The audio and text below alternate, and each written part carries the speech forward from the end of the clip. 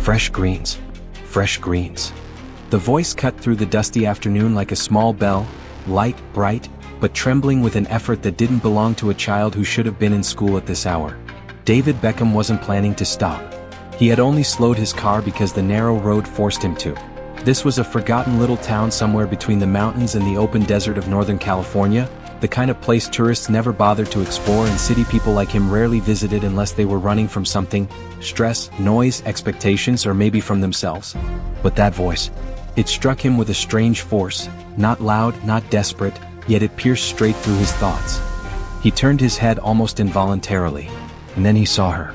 A small girl, maybe 11 or 12, standing behind a wooden crate filled with mismatched vegetables. Lettuce, herbs, bunches of green onions tied with old string. Her hands were slightly dirty, nails short, hair tied back in the messy way of kids who learn early that survival matters more than appearance.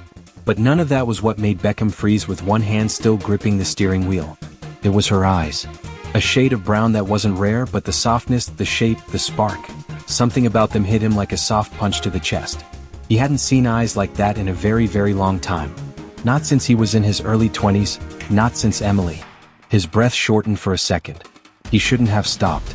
He could have driven through the market street, nodded politely, let the town blur into the rearview mirror the way people often do when they want to keep their past locked away. But he couldn't. Something about the way the girl tilted her head while calling out to passers-by, gentle, hopeful, determined, that was a gesture he knew too well. A gesture that belonged to someone who once held his heart when life was much simpler, before fame became both a blessing and a wall between him and the things he cared about. He exhaled, almost frustrated with himself, pulled over to the side and stepped out of the car. Heat shimmered off the sidewalk. The sun hung low, casting a golden haze over the small marketplace. A few old signs creaked in the wind, and the smell of grilled corn and dusty pavement mixed into something reminiscent of both poverty and comfort. A grocery truck rumbled in the distance. A couple of women wearing faded denim jackets chatted near a vendor selling homemade jam. But the girl didn't take her eyes off him. Not with fear. Not with excitement. Just curiosity. The kind only kids who grow up too fast possess. The kind that reads people deeply before deciding whether to trust them. Beckham walked toward her, fingers sliding into his pockets to appear casual even though his pulse was strangely out of rhythm. "Hey," he said softly, unsure why his voice came out gentler than usual. "What do you have there?" The girl brightened as if someone had turned on a small light inside her. "Fresh greens," she repeated. "I picked them this morning. They're really good. You can take a look if you want." Her voice, calm, polite, with a quiet strength, made his stomach twist. She spoke just like Emily did at that age. Even her diction held echoes of someone he once knew better than himself. He crouched to see the vegetables more closely, though in truth he wasn't looking at them at all. Up close, the resemblance became even more uncanny. The shape of her chin. The subtle arch of her brows. Even the way she tucked loose strands of hair behind her ear. He swallowed. "What's your name?" he asked, keeping the question as light as he could. "Lily," she said. "Lily Harper." Harper. The word slammed into him so suddenly he almost lost his balance.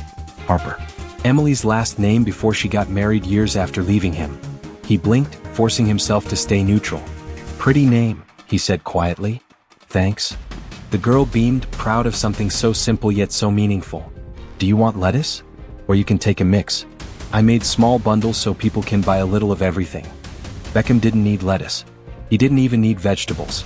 He barely cooked for himself these days. But refusing her felt impossible. "I'll take them all," he said before thinking it through. Her eyes widened. "All of it? You mean, like everything?" He nodded. The girl hesitated, almost suspicious of kindness in a way children with hard lives often do. "But, that's a lot. Are you sure?"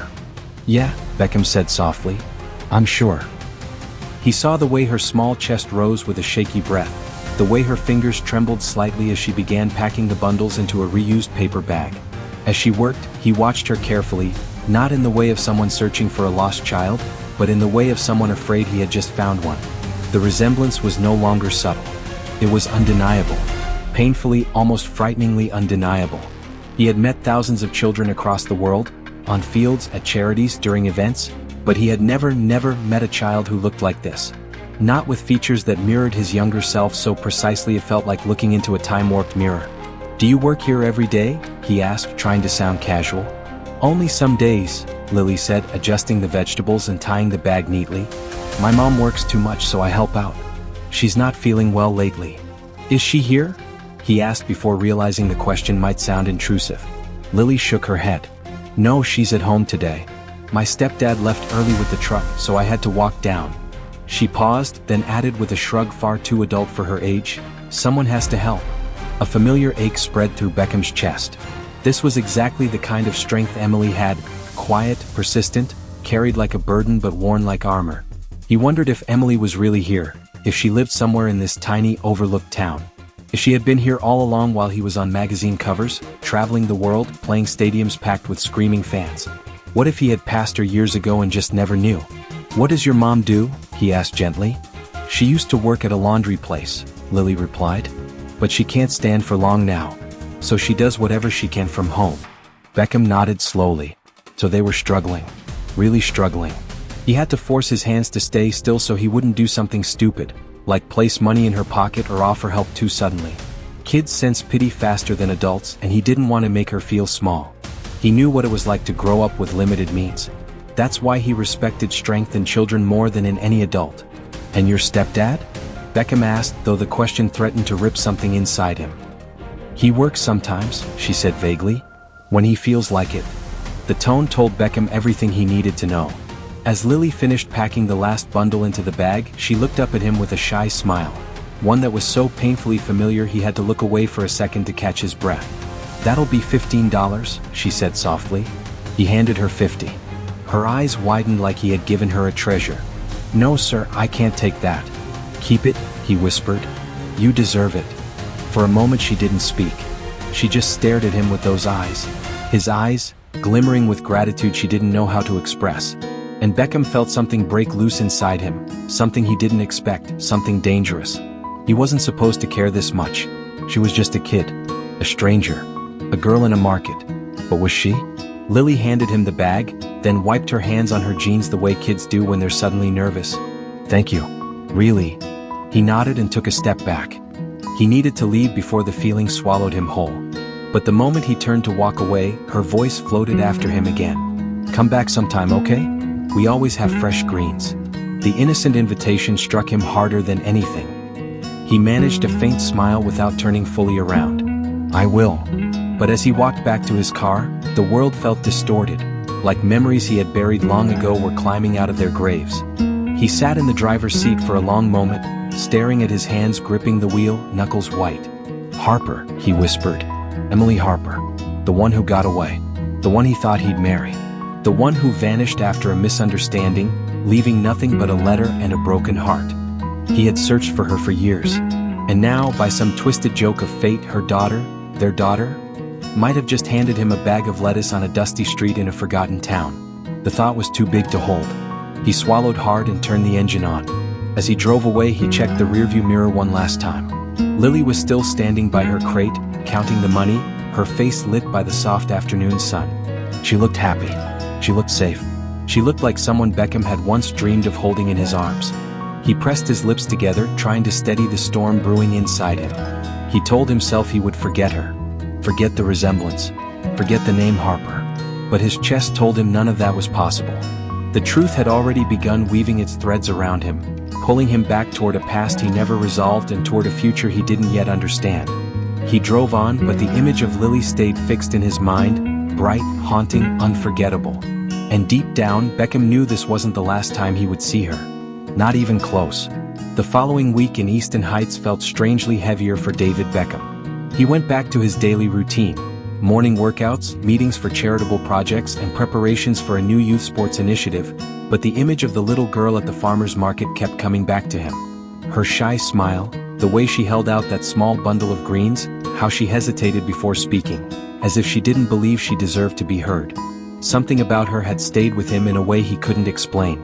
Maybe it was because she reminded him of someone he once knew. Maybe it was something deeper, something instinctive like a string tied tight around his chest, pulling him back to that moment. All he knew was that he couldn't shake her from his mind. By the third day, he found himself driving past the same market after his run, pretending it was just coincidence. It wasn't.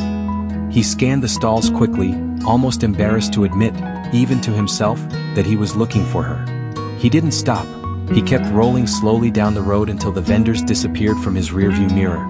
She wasn't there. Maybe she only sold vegetables on weekends. Maybe she had moved. Maybe her family couldn't afford to keep a stall anymore. The last thought bothered him more than it should have. On Friday, he stopped trying to analyze his reasons. He parked the car decisively, stepped out, and walked straight into the market. It was livelier than the previous time. More vendors, more noise, more colors. The smell of grilled corn, fried dough, and fresh cilantro filled the air. The buzz of chatter mixed with the squeaking wheels of carts being pushed by shoppers. His eyes searched the lanes. He didn't see her. Instead, he saw an older woman arranging tomatoes at the far corner of the market. Something about the way she moved, slow and careful, caught his attention. Her silver hair was tied in a loose bun, and she wiped sweat from her forehead with the back of her hand as she worked. Beside her was an empty crate, the space where someone smaller, younger, should have been working. David felt a strange sense of recognition he couldn't explain. He approached quietly. "Excuse me," he said gently. I'm looking for a little girl who was selling vegetables here last week. About this tall," he gestured with his hand, quiet, very polite. "She offered me some lettuce." The woman froze. Her hand tightened around the edge of the crate. "What about her?" she asked, her voice guarded. "I just wanted to buy from her again," David said honestly. "She was kind and she reminded me of someone." The woman studied him, her eyes narrowing slightly. Not out of hostility, out of caution. Her gaze moved slowly across his face, lingering for a moment longer than he expected, as if she were searching for something buried in his features. "You're not from around here," she said. "No, ma'am," he admitted. "I live a bit farther out." She hesitated, then sighed. "My granddaughter isn't here today. She hasn't been feeling well." "Is she okay?" he asked immediately. "We manage," the woman answered, but her voice betrayed her. It wasn't a lie, just a truth softened to avoid pity. David paused, choosing his words carefully. "If there's anything she needs, medicine, food, school supplies, anything, I'd be happy to help." The woman stiffened. "We don't accept charity." He nodded slowly. He respected that, but the feeling in his chest pressed harder. "Then let me buy something," he offered. "Anything you can spare." After a long moment, the woman handed him a small bag of vegetables. He paid triple the price without explaining why.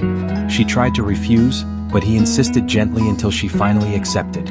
When he walked back to his car, he felt not relief but a deeper pull, as if this was just the beginning of something he wasn't prepared for. The next morning he returned. This time the little girl was there. She sat quietly behind the stall, sorting beans with careful fingers. Her hair was tied in the same messy ponytail, and her clothes were clean but noticeably worn. When she looked up and saw him, her eyes widened slightly, not with fear but with a kind of disbelief, like she never expected to see him again. "Hi," David greeted softly, crouching down so he wouldn't tower over her. She blinked as if confirming he was real. "You came back," she murmured. "Of course I did," he smiled. "I never got your name." She hesitated, then whispered, "Emily." The name hit him unexpectedly. It was the same name he once dreamed of giving a daughter. Back when his life had taken a very different path, a path connected to someone from long ago, someone he hadn't thought about in years until this little girl stirred memories he believed he had buried. "Well, Emily," he said gently, "I thought maybe you could help me pick out some vegetables again." He could see the flicker of pride in her eyes as she stood up and pointed out the freshest produce. She spoke more today, still soft, still shy but less afraid. Her grandmother watched from a distance, arms crossed, trying to pretend she wasn't observing every detail. After he paid, Emily suddenly asked, "Why are you nice to us?" The question froze him. No child should have to ask that. He answered honestly, "Because people haven't always been nice to me, and because kindness shouldn't be rare." Emily lowered her gaze, biting her lip. Something in her expression, an old pain that didn't belong on a child's face, twisted inside him. Before he left, he gently placed a small bag beside her crate. Inside were vitamins, fruit, and a warm scarf. She looked up at him. "You dropped something," she said quietly. "No," he smiled. "That's for you." Her eyes widened again. Not greed, shocked. As if she had never been given something without strings attached. "Thank you," she whispered. Her grandmother approached quickly, worry and pride mixed on her face. "You didn't have to," the woman began. "I know," he interrupted kindly. "And I'm not doing it out of pity." Something shifted in the woman's expression. A quiet understanding. Perhaps gratitude she didn't want to name. Emily waved at him timidly as he left. He waved back. Over the next week, David found more reasons, excuses really, to return. Sometimes he bought vegetables he didn't even need. Sometimes he just asked how Emily was doing. Sometimes he simply watched from a distance, unsure if stepping closer would cross a line. He learned small pieces of their life in fragments. Emily lived with her grandmother in a tiny rented room behind the hill. Her mother had passed away years ago in an accident. No one spoke of a father. The grandmother worked tirelessly, cleaning houses, selling produce, to keep them afloat. David never asked more than what they offered. He could see the walls they had built to survive. But one evening, as the market closed, something unexpected happened. As he helped them pack up their remaining vegetables, despite the grandmother's half-hearted protests, the older woman stared at him with an expression he couldn't decipher. "Where are you really from?" she asked suddenly. He froze. "What do you mean?" "I mean," she said slowly, "who are you, beyond the man who buys vegetables he doesn't need?" Emily looked between them, confused. David felt his heartbeat quicken, but he kept his voice steady. "I'm just someone who cares," he said gently. "Someone who wants to help." The grandmother looked at him for a long moment. Her eyes softened, not with suspicion, but with an emotion he couldn't read. Something close to recognition. Something like memory. Something like pain. "You remind me of someone," she whispered. His chest tightened. "Who?" She swallowed hard. "Someone from many years ago," she murmured. "Someone my daughter once loved." The world seemed to still. Emily tilted her head. "Grandma?" "It's nothing, dear," the woman said quickly. "Just an old thought." But the tremble in her voice betrayed her. David's breath caught. He didn't ask the question burning in his throat. He didn't dare. Instead, he lifted the last crate into the old woman's cart and forced a gentle smile. "I'm here if you ever need anything," he said softly. She stared at him again as if the universe had played a cruel trick on both of them, placing ghosts of the past in the faces of the living. Emily tugged on his sleeve. "Will you come back tomorrow?" she asked. He nodded. "I will," he whispered, and meant it more deeply than she could ever know. When he finally walked away, he felt the truth pressing against his ribs, a truth that terrified him.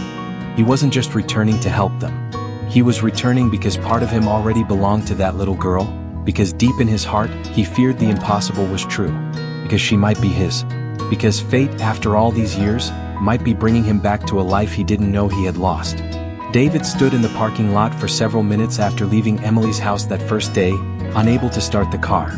His hands rested on the steering wheel, his breath uneven, his chest filled with a strange mixture of awe and devastation. Seeing Emily's face up close, hearing her voice, her laugh, her shy answers, had carved something deep inside him.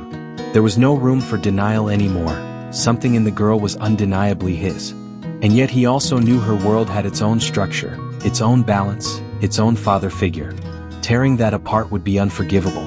So he made a decision that night, a decision he knew would break him slowly but protect her completely. He would help her. He would care for her. But he would never claim her. The silence felt like a prison, yet also like the only moral refuge he had. The next morning, Beckham drove back to the small mountain town long before the market opened. He parked far from the square so no one would look at him as a celebrity wandering around. He put on a simple hoodie, a baseball cap, and sunglasses, not a disguise born out of vanity but out of necessity. He wanted to watch Emily without altering her world. From across the street, he saw her bicycle parked against the same lamppost. The same metal basket filled with freshly washed greens. The same little crate she used as a seat whenever she got tired. Emily was already there, arranging her produce with a seriousness far beyond her age. Her small hands worked fast, efficient, almost disciplined. From a distance, David saw fragments of himself in her. The concentration in her brow, the way she bit her lip when thinking, even the way she arranged items with precision. Once again he felt his heart clench. He watched for nearly an hour, staying far enough so she wouldn't notice him. He saw how she greeted customers, how she lowered her prices for elderly buyers, how she smiled even when someone complained or acted rude. Her kindness wasn't an act. It was who she was. And suddenly he felt angry, angry at himself for not being there when she grew up, angry at fate, angry at the years lost. But anger was useless now. What mattered was what he could do from this moment on. That afternoon, David visited the town's community center under a false name. He spoke to the maintenance supervisor, a middle-aged man named Curtis with a thick beard and kind eyes. Beckham pretended He was part of a philanthropic group researching areas that needed improvement. He asked gentle questions, always steering the conversation toward Emily's neighborhood. Curtis shook his head slowly. "That side of the hill has been struggling," he said. "A lot of families patch things up on their own. The Winters family, they've had it rough. Good people though. Really good people." David nodded, trying not to react. Winters. That was Emily's mother's married name now. "Roof's been leaking for a couple years," Curtis continued. "And her stepdad lost his job last winter. Hard-working man, but times have been cruel." David thanked him and left before his composure failed him. That evening, he made a call using a private humanitarian contact he had worked with for years. People who specialized in discreet charity work. He donated a large sum under an alias and requested it be used specifically to restore homes on the northern hill. Not just Emily's but everyone's around her. If he was going to intervene, he wanted the entire community to benefit, not just one family. A week later, repairs began. Emily stood outside her home with eyes wide as construction workers replaced broken shingles and sealed leaks. She held a loaf of homemade bread to offer them, but they gently declined, explaining that a regional foundation had taken an interest in the area. Beckham watched from the end of the street, leaning against his black SUV, carefully hidden behind tinted windows. Her smile, pure gratitude, was enough to make him tear up. For the first time, he felt he had done something right. But it wouldn't be enough. Not nearly. 2 weeks later, he quietly arranged to pay overdue medical bills for Emily's mother, who had been battling chronic back pain from years of working manual jobs. The payment came through an anonymous fund. Not even the hospital staff knew the donor. Emily's mother cried when she received the call. Emily simply hugged her without knowing why things were suddenly improving. She told her mother she would work harder at the market to help pay it back. David had to look away when he overheard that conversation from a distance. His throat tightened until he tasted iron. A child shouldn't carry guilt for blessings she earned through someone else's love. But that was the burden of silence he had chosen. As weeks passed, Beckham found himself returning again and again to the market. Sometimes he bought lettuce or herbs from Emily. Sometimes he simply walked by and listened to her greet others with that innocent cheerfulness he adored. She started noticing him, not as a celebrity, but as the quiet man who always bought her produce. One afternoon, as he approached her stall, Emily looked up and offered him the brightest smile. "Hey, mister. Back again?" she teased lightly. He blinked, startled. Her voice sounded like an echo of the past, like her mother when they were young. "Yeah," he replied softly. "Your vegetables, they're the freshest here." She beamed proudly. "My mom helped me pick them early this morning. She says hard work always pays off." The sentence hit him like a blow, because that was something he used to say to her mother. He forced a smile. "Your mom must be an amazing person." "She is," Emily said simply. "And my stepdad too. They both work a lot." David nodded, unable to speak for a moment. Each conversation stole and healed another part of him. Beckham kept helping quietly. Through scholarship funds. Through grocery vouchers sent by the community aid program. Through paying off their electricity debt before winter. Through arranging free tutoring for Emily, who loved reading but had trouble with math. He watched her grow stronger, more confident, more supported. Yet the secret between him and her mother grew heavier. Finally, one cold autumn evening while Beckham was leaving the market, he heard soft footsteps behind him. He turned, expecting Emily, but it was her mother. Her hair was tied loosely, and her eyes were red as if she had cried. She didn't smile. She simply stood there, breathing hard, trying to gather courage. "You don't have to say anything," David whispered. But she shook her head. "I do." He froze, waiting. "You've been helping us," she said quietly. "I don't know how I knew, but the moment I saw the repairs starting on our roof, I felt it. And when the hospital called me, I knew it even more. No one else would do that for me. No one else." Her voice trembled. "No one else would do that, except you." The wind seemed to hold its breath. "I'm not trying to complicate your life," Beckham murmured. "Or hers." "I know," she whispered. "I know you're doing this because of who you are, and because of who she is."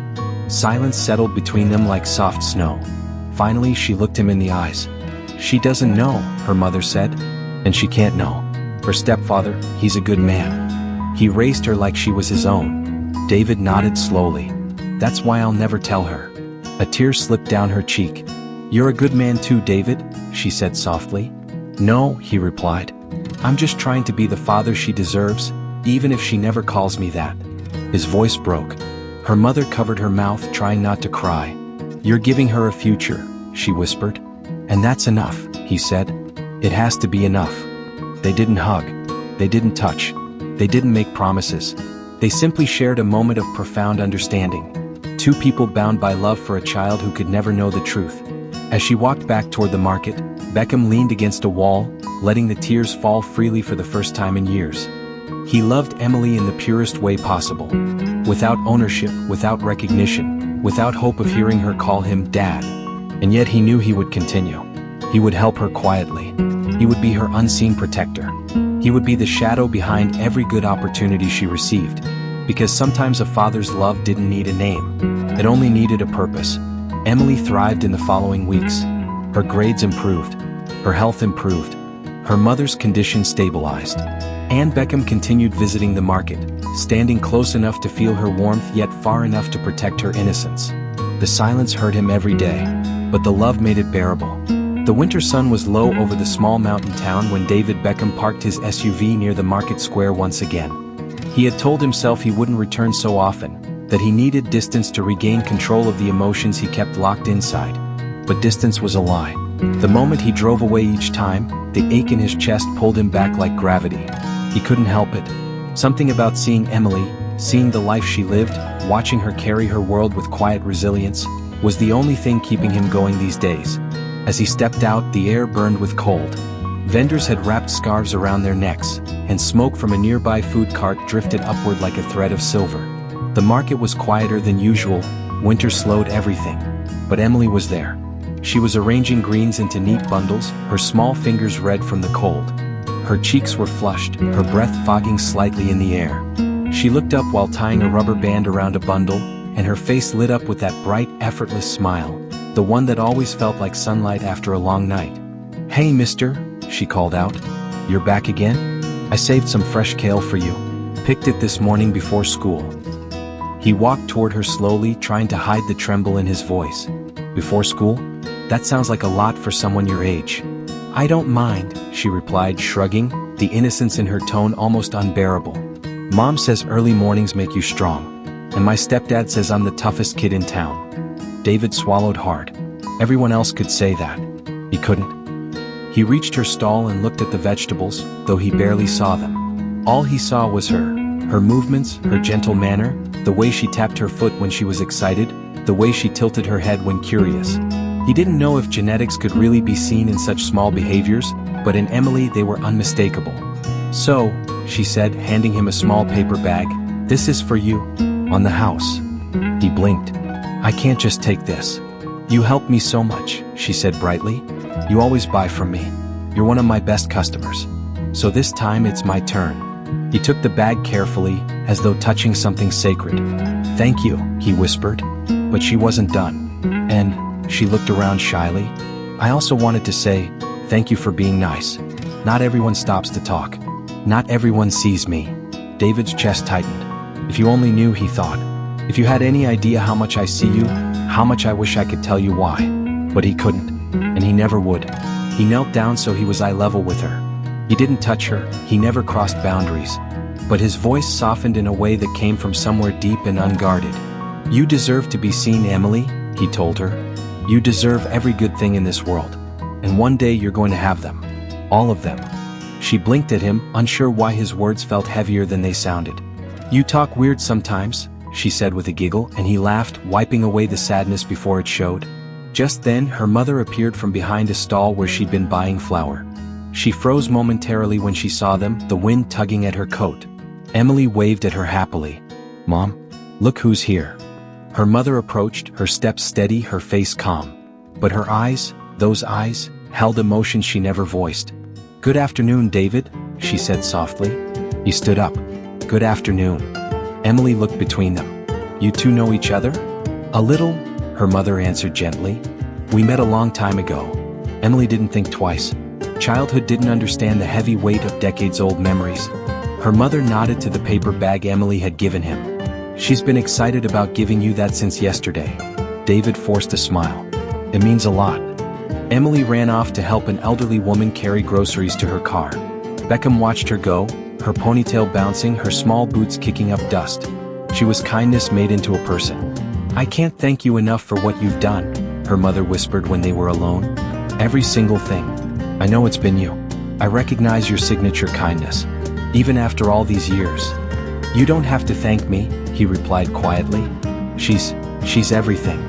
Her mother's voice trembled. "She is. And she's happy. Truly happy. That's why we have to protect her from the truth. She doesn't deserve confusion or heartbreak." "I know," he whispered. "And I swear, I will never be the one to break her world." The sky thickened with clouds, turning the town into shades of gray and silver. Snowflakes began drifting down, slow, soft, floating pieces of winter. Emily ran back, sticking her tongue out to catch snowflakes, laughing in pure delight. "Mom, Mister, it's snowing." David felt something in him break, quietly, gently, like a stone worn smooth by time. This was what fatherhood should have been. Snowflakes, laughter, tiny moments. All the things he had missed. He wanted to stay. He wanted to claim her. He wanted to tell her the truth and hear her call him the word he had never heard from her. But that desire was selfish. And real love, deep, unconditional love, was never selfish. As the snowfall thickened, Emily's mother took her daughter's hand. "We should head home before the roads freeze," she said. Emily nodded, then turned back to Beckham with an earnest smile. "Will I see you tomorrow?" His breath hitched. He would. He always would. But he couldn't promise her a presence that might become a dependency. So instead, he gave her something gentler, something durable. "You'll see me whenever you need me," he said. "That's a promise." Emily looked puzzled, but she accepted it with the unquestioning faith only a child could have. Her mother met his eyes, tears gathering, silent gratitude, silent grief. As they walked away, Emily turned back one last time and waved. He raised his hand slowly, holding the moment in his heart like a fragile treasure. When they disappeared around the corner, Beckham stayed rooted for a long time. Snow gathered on his shoulders, melting slowly down his jacket. He closed his eyes, not in despair but in devotion. He promised himself something in that moment. He would be her guardian, her silent supporter, her invisible strength. Every door she needed open, he would open. Every obstacle she faced, he would remove quietly. Every dream she chased, he would be the wind behind her, even if she never knew. Emily would grow up never learning his name in the way he wished she could. But she would grow up safe. She would grow up loved. She would grow up protected by a man who asked for nothing in return. Sometimes fatherhood wasn't about being known. Sometimes it was about giving everything without being seen. And for David Beckham that would be enough. Because love, real love, didn't always need to be spoken. Just needed to last.